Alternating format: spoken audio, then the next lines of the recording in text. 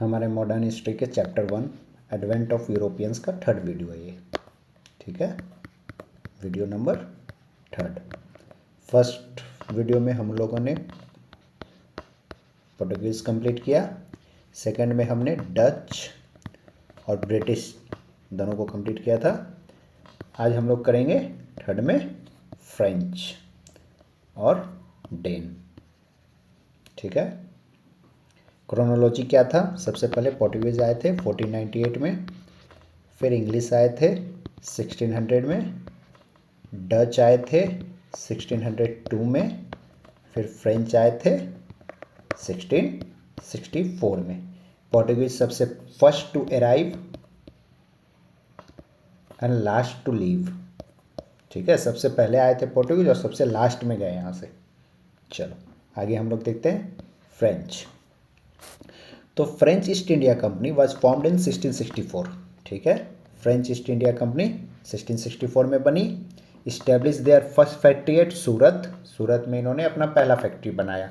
और किसने बनाया था? तो ब्रिटेन ने अपना पहला फैक्ट्री सूरत में ही बनाया था। डच ने मसूलीपट्टनम में बनाया था। ठीक है, और बात करें पोर्टुगीज़ की तो इन्होंने कैलिकट में बनाया था। किसने बनाया था? कैब्रल भाई साहब, जो वास्को डा गामा के बाद आए थे कैब्रल। इन्होंने अपना पहला फैक्ट्री कैलिकट में बनाया था। पोर्टुगीज़ के पहली फैक्ट्री कैलिकट में, डच की मसूलीपट्टनम में, ब्रिटेन की सूरत में और फ्रेंच की भी सूरत में। ठीक है, किसने बनाया था? फ्रेंच का जो पहला फैक्ट्री बना था वो किसने बनाया था? फ्रांसिस कैरोन ने बनाया था। ठीक है, अभी तक हम लोगों ने देखा फ्रेंच ईस्ट इंडिया कंपनी 1664 में इस्टेब्लिश हुई। इसकी पहली फैक्ट्री इंडिया में सूरत में थी, जिसे फ्रांसिस कैरोन ने बनाया था। फ्रांसिस मार्टिन ने पौंडीचेरी की खोज की थी। Francis Martin founded Pondicherry. तो सबसे पहले अब यहाँ से ये जान गए हम लोग कि पौंडीचेरी किसके अंडर था? तो पौंडीचेरी फ्रेंच के अंदर था। ठीक है, फ्रांसिस मार्टिन ने पौंडीचेरी की खोज की। इन्होंने इस्टेब्लिश किया 1673 में और यहाँ के पहले गवर्नर बने फ्रांसिस मार्टिन। तो फ्रांसिस मार्टिन कहाँ से बिलोंग करते थे? पौंडीचेरी से। ठीक है, कैसे? 1673 में इन्होंने पौंडीचेरी को फाउंड किया था और यहाँ के गवर्नर बने। ठीक है, आगे Pondicherry became headquarter for French possession in India. French की जो भी पोसेशन थी उसकी हेडक्वार्टर कहाँ बनी? पौंडीचेरी। ठीक है, तो फ्रेंच की हेडक्वार्टर कहाँ था? पौंडीचेरी में। किसने इसे फाउंड किया था? फ्रांसिस मार्टिन ने। और यही फ्रांसिस मार्टिन फिर पहले गवर्नर बने पौंडीचेरी के। ठीक है, in the beginning of 18th century English and French were competing for their supremacy in India. 18th century के स्टार्ट में इंग्लैंड तो यहाँ पहले से था, तो इंग्लैंड और फ्रेंच अपने सुप्रीमेसी के लिए एक दूसरे से compete कर रहे थे, मेनली कार्नेटिक रीजन में, साउथ और बंगाल वाले रीजन में। कार्नेटिक रीजन ये ऐसे ऐसे देख लेते हैं, ऐसे है ना इंडिया, तो ये बंगाल और ये पूरा कार्नेटिक रीजन। यहाँ बंगाल हो गया और ये कार्नेटिक रीजन। इस वाले एरिया में ब्रिटेन और फ्रेंच एक दूसरे से compete कर रहे थे। ठीक है, after 3 Carnatic war finally French were crushed and limited to Pondicherry. 3 Carnatic war हुआ था। कार्नेटिक वॉर किसके बीच में हुआ था? इंग्लैंड और फ्रेंच के बीच में। ठीक है, 3 कार्नेटिक वॉर के बाद फाइनली फ्रेंच अपने सारे पोजीशन को मतलब कम हो गया और लास्ट में जाके पौंडीचेरी तक ही ये लोग सीमित रह गए। ठीक है, बाकी सब जगह इंग्लैंड ने फ्रेंच को हरा दिया और फ्रेंच फाइनली पौंडीचेरी में ही सीमित रह गए। ठीक है, पहला कार्नेटिक वॉर हुआ था 1740 से 1740 से 48। सेकेंड कार्नेटिक वॉर हुआ था 1749 से 54।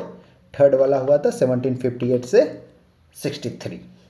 ठीक है, तो कार्नेटिक वॉर किसके किसके बीच में हुआ था? ब्रिटेन और फ्रेंच के बीच में।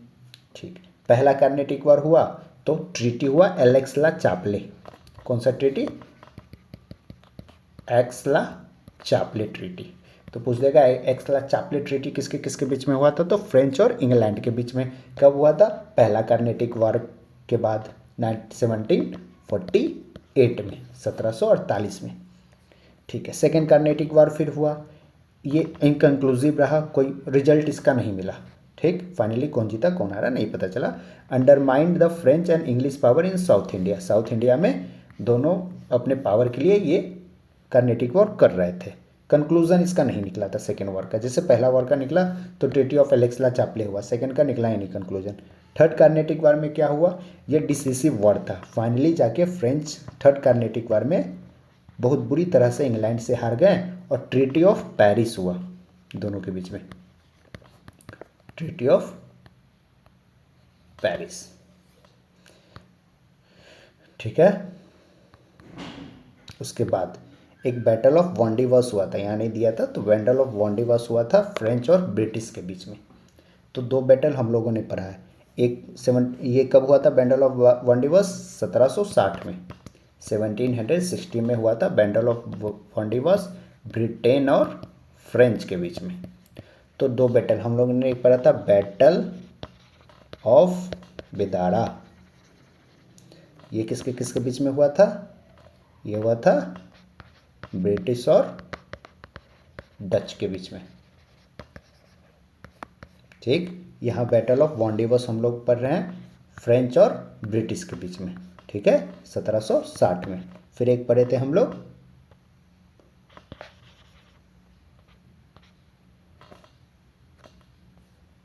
नहीं, कुछ नहीं, चलो आगे चलते हैं। तो फ्रेंच में हम लोगों को इतना ही देखना था कि फ्रेंच ईस्ट इंडिया कंपनी 1664 में बनी, पहली फैक्ट्री इसकी सूरत में बनी। ब्रिटेन के भी पहली फैक्ट्री सूरत में ही बनी थी। पहले गवर्नर बने फ्रांसिस मार्टिन, इन्होंने ही पौंडीचेरी को फाउंड किया था। फिर फाइनली जाके आगे चल के पौंडीचेरी को ही हेडक्वार्टर बना दिया गया फ्रेंच का। 3 कार्नेटिक वॉर हुआ, इंग्लैंड और ब्रिटेन और किसके बीच में, फ्रेंच के बीच में। First Carnatic war, second Carnatic war, third Carnatic war. पहला कार्नेटिक वॉर के बाद एलेक्सला चापले ट्रीटी हुआ, सेकेंड कोई कंक्लूजन नहीं निकला था, थर्ड वाले में हुआ treaty of Paris. Treaty of Paris कब हुआ, 1763 में। इंपॉर्टेंट है, पूछ देगा ट्रीटी ऑफ पेरिस से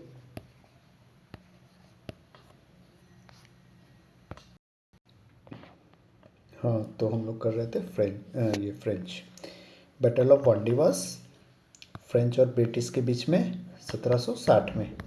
बैटल ऑफ बिदारा हम लोग किए थे डच और ब्रिटेन के बीच में 1759 में। तो ये पूछता है कभी कभी कि बैटल ऑफ बिदारा कब हुआ था, या वो क्रोनोलॉजी में आपको अरेंज करना होगा कि बैटल ऑफ बिदारा हुआ, फिर ट्रीटी ऑफ एलेक्सला चापले हुआ और बैटल ऑफ वॉन्डिवस हुआ। तो तीनों को करना रहेगा क्रोनोलॉजी में। तो एलेक्सला चापले हुआ था 1748 में, बैटल ऑफ बिदारा हुआ था 1759 में और वॉन्डिवस हुआ 1760। ठीक है,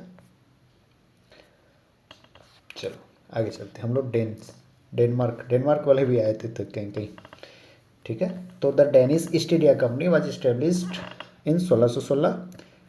ठीक है, Danish east India company, Dutch ने डेनमार्क का ईस्ट इंडिया कंपनी 1616 में 1616 में इन्होंने फाउंड किया।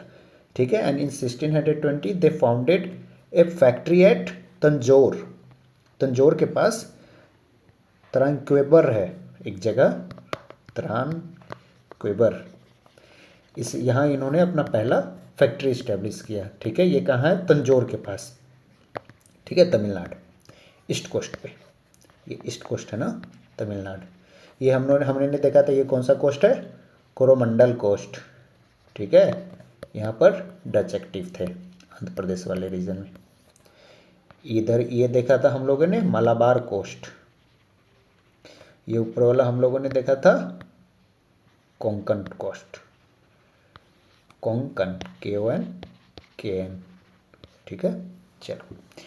तो डेनमार्क का पहला फैक्ट्री कहाँ बना था, त्रानक्वेबर, तंजौर के पास ईस्ट कोस्ट पे ही।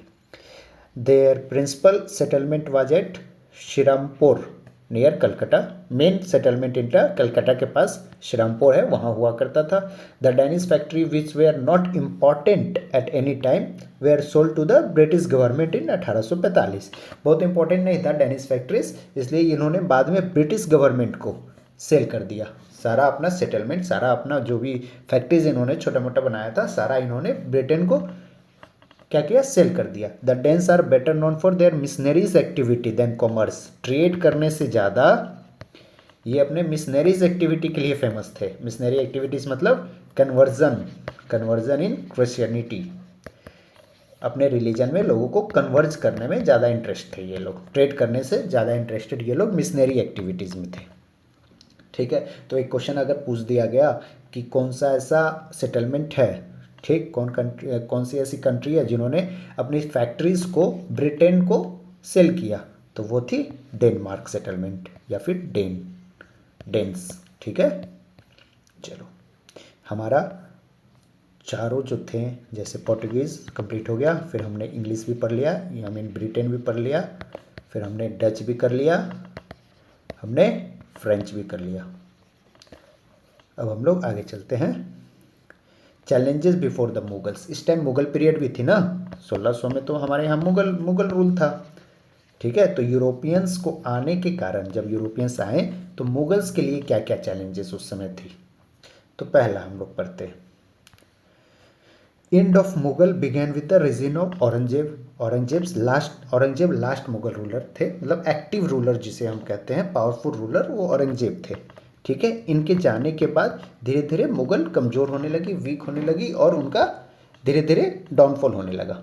तो 1658 से 1707 के बीच में औरंगजेब का पीरियड था। इसके बाद मुगल रूल धीरे धीरे ख़त्म होने लगी, with the formal ending in 1 November 1858। Formal finally जब हम देखें तो 1 नवंबर 1858 से मुगल रूल ख़त्म हो गया। ठीक है, 1 नवंबर 1858 से मुगल रूल ख़त्म हो गया। एक ये डेट क्यों इम्पोर्टेंट है, 1 नवंबर 1858 को क्या हुआ था, क्वीन विक्टोरिया ने डिक्लेयर किया था कि अब जो इंडिया है वो ब्रिटेन के अंडर है। फाइनली ब्रिटेन के अंडर, ब्रिटेन की डोमिनियन होगी, ब्रिटेन की सेटलमेंट है अब से इंडिया। ठीक है, तो औरंगजेब का पीरियड 1658 से 1707 था। औरंगजेब के जाने के बाद धीरे धीरे वो वीक होने लग गया मुगल रूल, और फाइनली 1858 को 1 नवंबर 1858 को क्वीन विक्टोरिया ने ये घोषणा किया कि अब इंडिया ब्रिटेन के अधीन है। Second point, Aurangzeb misguided policies weakened the stability of the state and decline gained momentum after his death due to war of succession and weak rulers.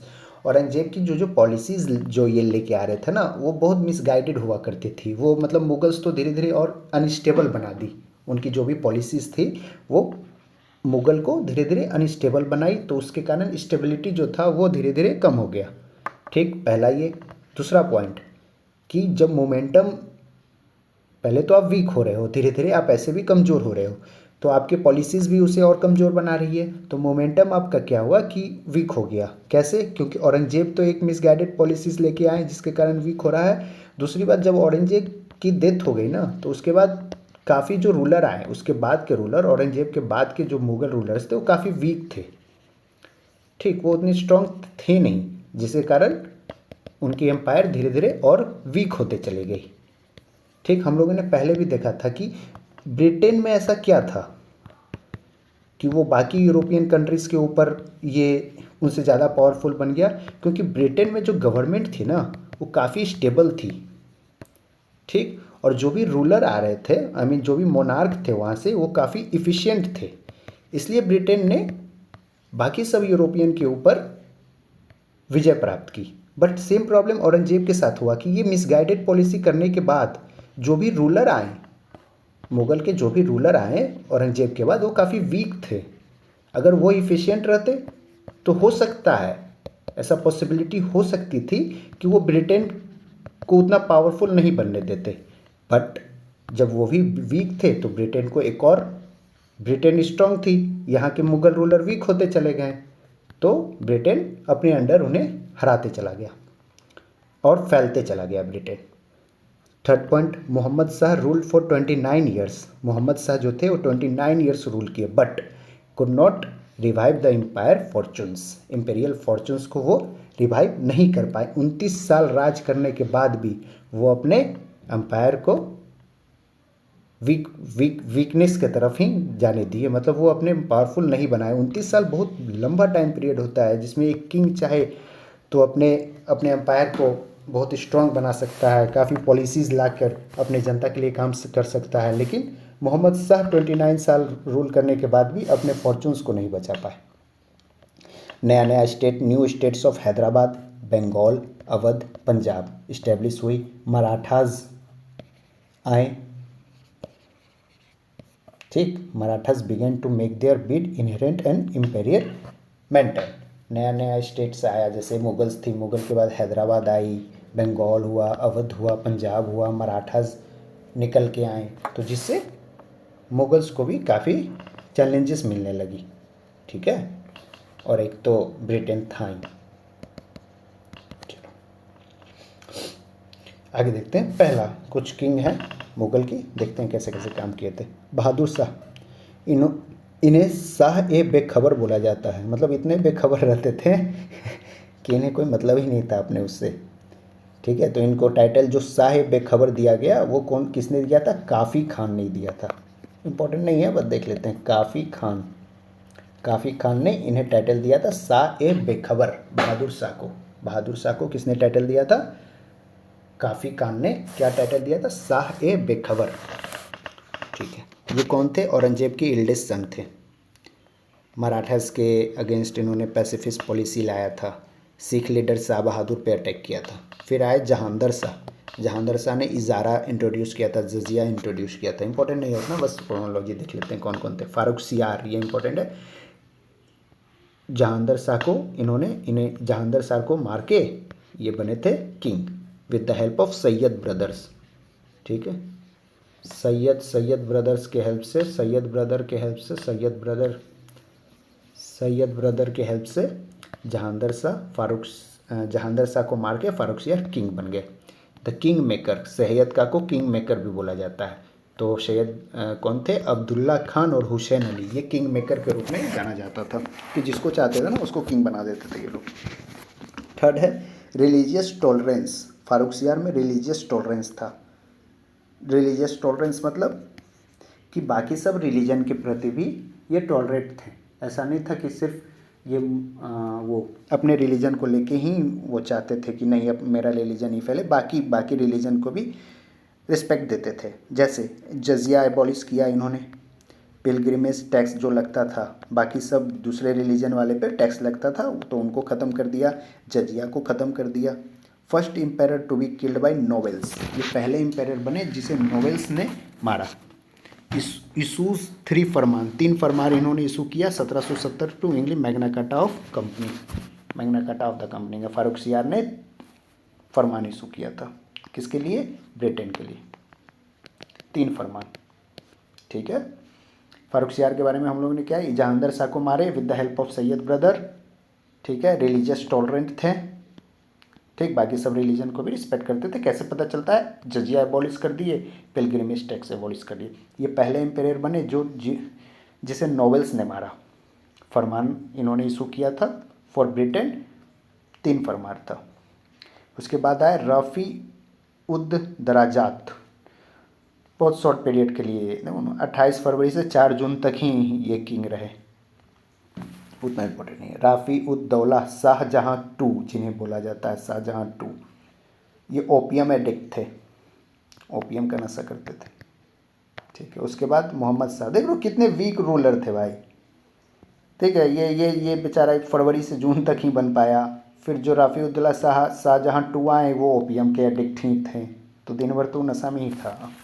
Mohammad Shah, इन्हें रंगीला बोला जाता है, रंगीले थे ये क्या किए? इन्होंने सैयद ब्रदर को मारा विद द हेल्प ऑफ निज़ाम उल मुल्क के मदद से इन्होंने सैयद ब्रदर्स को मार दिया। सैयद ब्रदर्स कौन थे?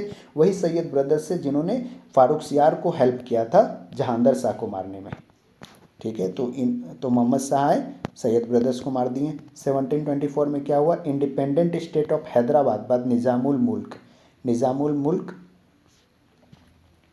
के अथी में इन्होंने हैदराबाद को इंडिपेंडेंट स्टेट वो किया।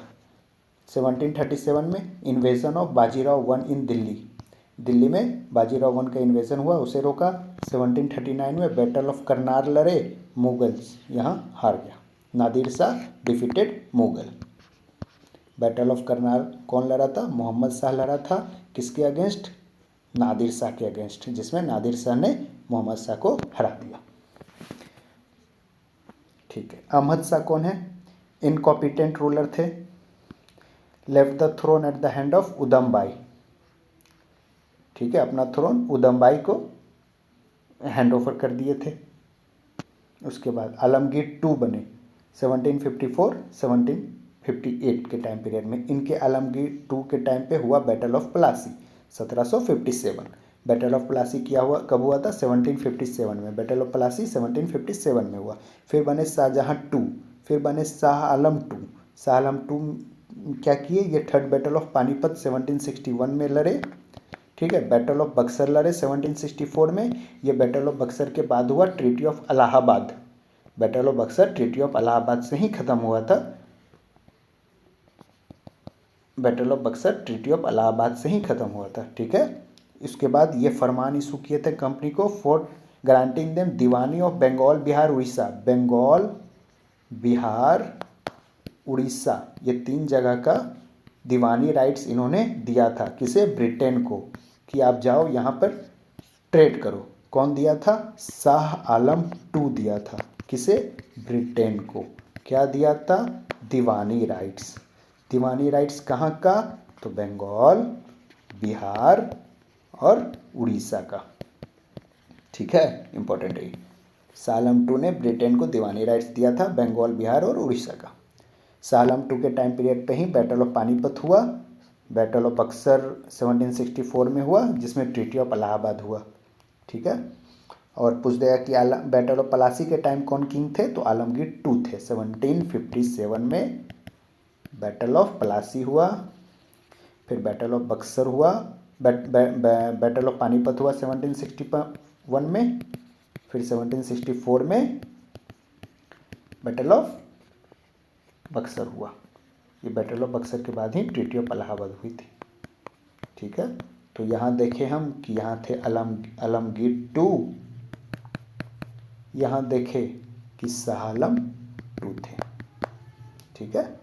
चलो, उसके बाद अकबर टू बने।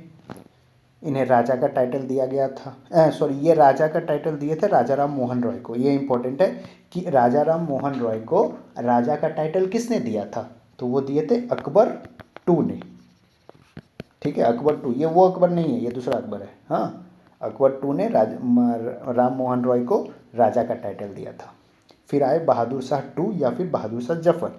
ये लास्ट मुगल एम्पायर थे और इन्हीं के टाइम पीरियड में रिवॉल्ट ऑफ 1857 हुआ था।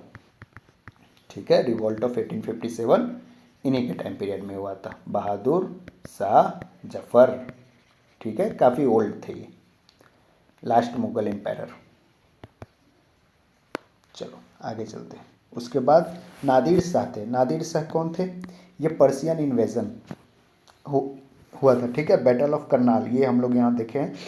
बैटल ऑफ करनाल 1739 में क्या हुआ था? मोहम्मद शाह से नादिर शाह ने फाइट किया था। मोहम्मद शाह तो मुगल थे, मुगल एम्पायर थे ना, तो नादिर शाह ने बाहर से आया, ये पर्शियन था। ठीक है, तो पर्शियन आए इंडिया, उसमें मुगल एम्पायर कौन थे? मोहम्मद शाह। ये दोनों का फाइट हुआ, नादिर शाह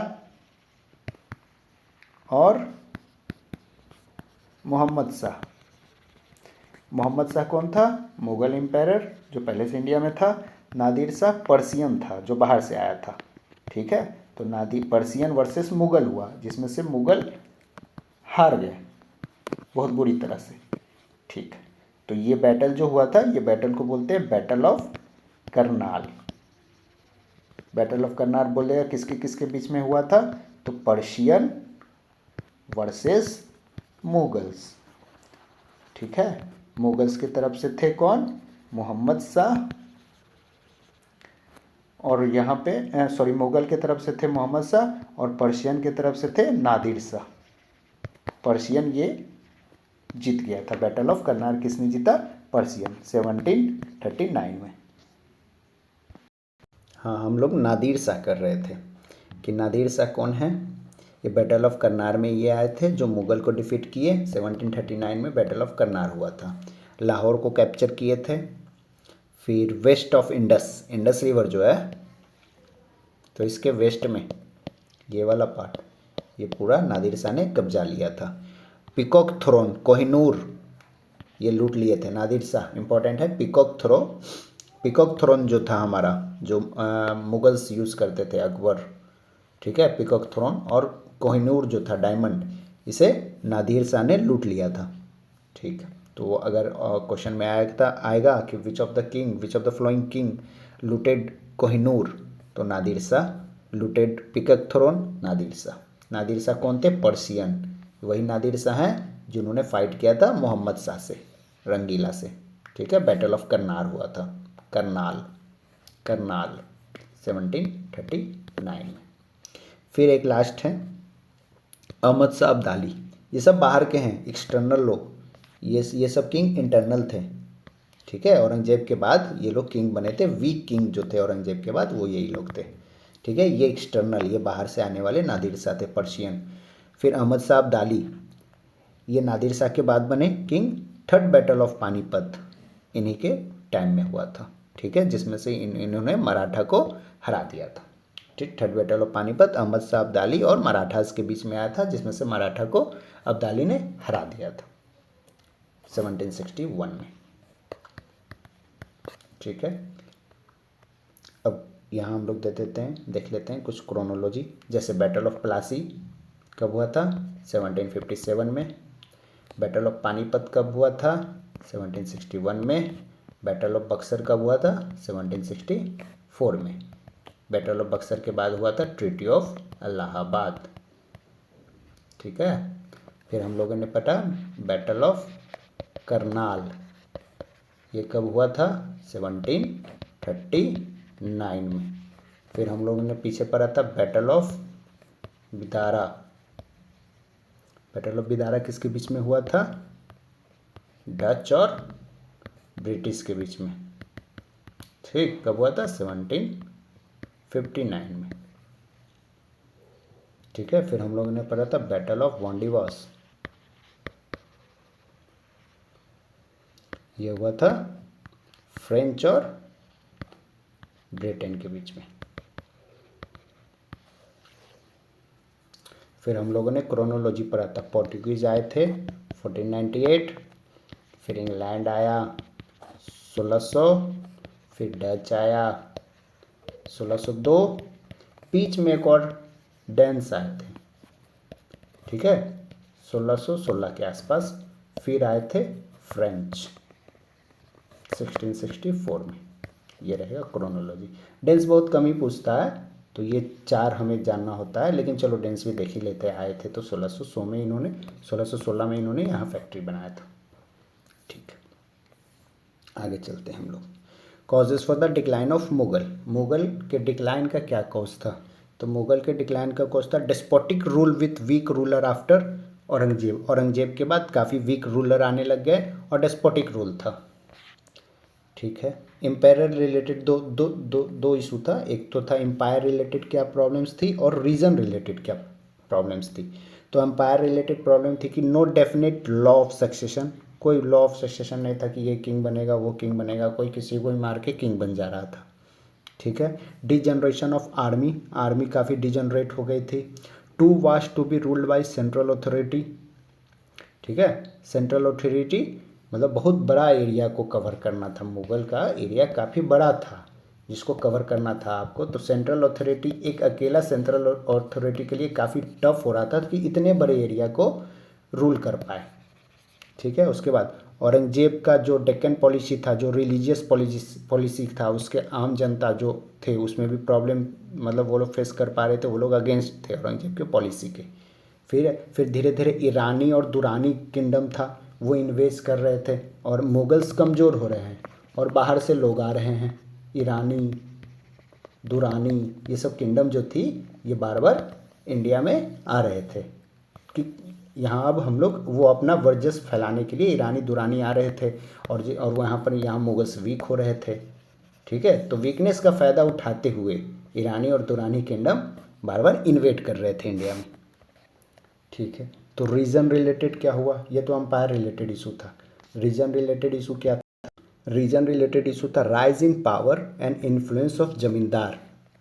ठीक है, जमींदार लोग का इन्फ्लुएंस बढ़ रहा था।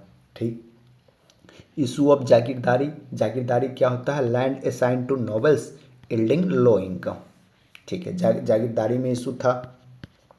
जमींदार्स का इन्फ्लुएंस बढ़ रहा था। इकोनॉमिक एंड एडमिनिस्ट्रेटिव इशू हो रही थी। जैसे इकोनॉमिक इशू क्या था? वार का एक्सपेंस, बार बार लड़ाई हो रहा है तो उसमें भी तो खर्च होता था।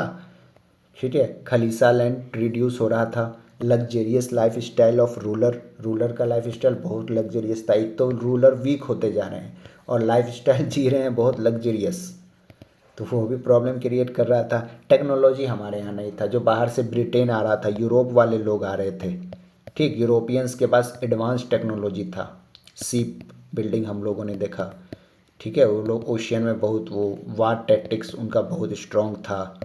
ठीक, और अपने यहाँ आपस में ही लड़ाई हो रहा है। वीक रूलर, एक तो रूलर भी वीक, वो अपने लाइफ स्टाइल पे ध्यान दे रहा है कि कितने लग्जरी में रहें, तो बाहर वाला आएंगे तो ऐसा देखेंगे कि वीकनेस है, ध्यान नहीं देता है तो फ़ायदा उठाएंगे ही। एक तो यूरोप से टक्कर लेना है, ऊपर से आप वीक हो यार, आप अपना मतलब अपने सेल्फ के लिए ही किंग जी रहा है, उसे बाहर से लोग आ रहे हैं, उनको फाइट कर रहे हैं, बार बार फाइट हार जा रहे हैं। Rise of regional aspiration and state. छोटे छोटे, जैसे छोटे छोटे स्टेट था ना बने हुए थे, तो इनका रीजनल एस्पिरेशन बहुत था कि पूरे को लेके नहीं, अपना अपने अपने सेल्फिश लोग अपने अपने बारे में सोच रहे थे कि कैसे हम फैल जाएं, कैसे हम अपने किंगडम को आगे बढ़ाएं, कैसे हम और भी लैंड कब्जा करें। तो ये लोग आपस में ही लड़ते रह गए। यूरोप आया, यूरोप देखा ये तो आपस में ही लड़ रहे हैं, उसका फ़ायदा उठा के ब्रिटेन पोर्टुगीज़ यहाँ धीरे धीरे कब्जा करने लग गए। ठीक है, राइज ऑफ रीजनल स्टेट। इतना इतना इतना बना, ये नेक्स्ट क्लास में हम लोग करेंगे। राइज ऑफ रीजनल स्टेट से हम लोग अगले क्लास में करते हैं। वैसे 2 मिनट साथ दोगे तो एक बार जल्दी से हम लोग अभी तक कितना किए हैं जल्दी से रिवाइज कर लेते हैं, बस 2-3 मिनट में। हाँ, सबसे पहले हम लोगों ने किया कि यूरोपियंस आए, एडवेंट ऑफ यूरोपियंस हम लोग पढ़ रहे हैं, क्या क्या फैक्टर्स था। उनका शिप बिल्डिंग बहुत स्ट्रॉन्ग था, उनके यूरोप में डेवलपमेंट बहुत फास्ट आ गया था। हमारे यहाँ जो स्पेसिस थी, सिल्क थी, प्रीसियस स्टोन था, पोर्सिलियन था, जो कैलिकस था, इनका डिमांड बहुत था यूरोप में, जिसके कारण वो लोग इंडिया की तरफ अट्रैक्ट हो रहे थे। हमारा वेल्थ को देखकर वो लोग इंडिया की तरफ अट्रैक्ट हो रहे थे। क्रोनोलॉजी क्या था? पोर्टुगीज आए थे 1498 में, इंग्लिश आए 1600 में, डच आया 1602 में, 1602 में, बीच में एक बार डेन भी आए थे, नीदरलैंड वाले, नहीं डेनमार्क वाले, तो ये 1616 में आए थे। ठीक है, फिर बीच में फ्रेंच 1664 लास्ट में। पोर्टुगीज जो था ये सबसे first to arrive and last to leave.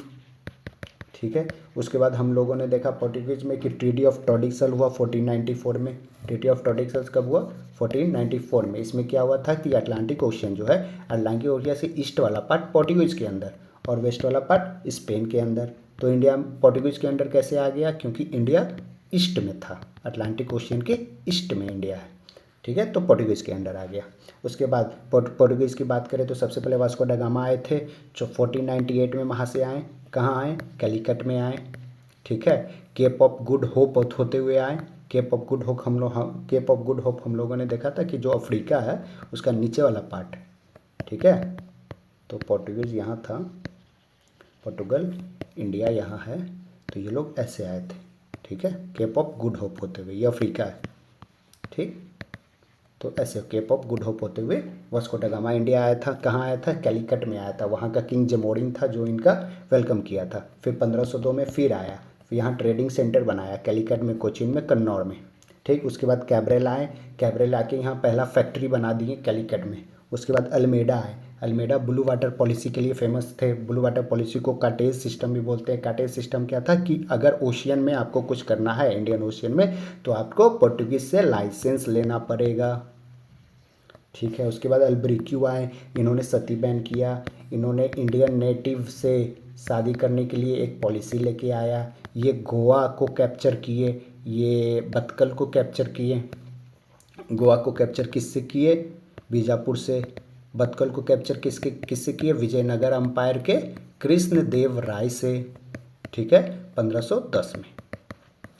उसके बाद हम लोगों ने देखा, फिर आए Nuno da Cunha. Nuno da Cunha सबसे लास्ट थे।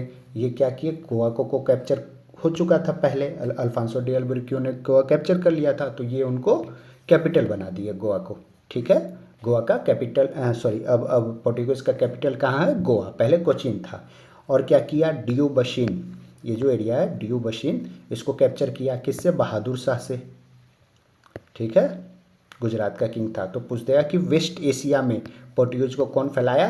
तो नीनो डी कुन्हा, ठीक है। उसके बाद हम देखते हैं, इससे तो उतना इम्पोर्टेंट नहीं था, हाँ ये सब देख लेते हैं कि फैक्टर्स क्या था, डिक्लाइन क्यों हुआ? डिक्लाइन हुआ क्योंकि बाकी सब पावरफुल डायनेस्टी इमर्ज हो रही थी, जैसे इजिप्ट, पर्सिया, नॉर्थ इंडिया में काफ़ी सारा डायनेस्टी इमर्ज होके आ रही थी, मराठाज इमर्ज होके आए, जिससे पोर्टुगीज को कंपटीशन फेस करना पड़ा। इनकी मिशनरीज वर्क भी अच्छे से नहीं हो रही थी। फिर पहले सिर्फ पोर्टुगीज का सुप्रीमेसी था ना, कंपनी बना के ये लोग आए हुए थे, लेकिन जब इंग्लैंड और डच भी कंपनी बना के आए तो इन्हें यहाँ भी ट्रेडिंग में भी कंपटीशन फेस करना पड़ा, ठीक है। उसके बाद पोर्टुगीज लोग में करप्शन बहुत था, इनका ग्रीड धीरे धीरे बढ़ते जा रहा था, जिससे ये लोग करप्ट होते जा रहे थे, सेल्फिशनेस इनके अंदर आ गया था। उसके बाद हम लोग देख रहे थे कि ब्राज़ील, जब ब्राज़ील का खोज हुआ तो इनका इंटरेस्ट ब्राज़ील की तरफ जाने लग गया।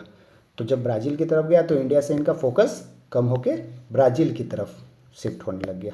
उसके बाद पोर्टुगीज का सिग्निफिकेंस क्या था?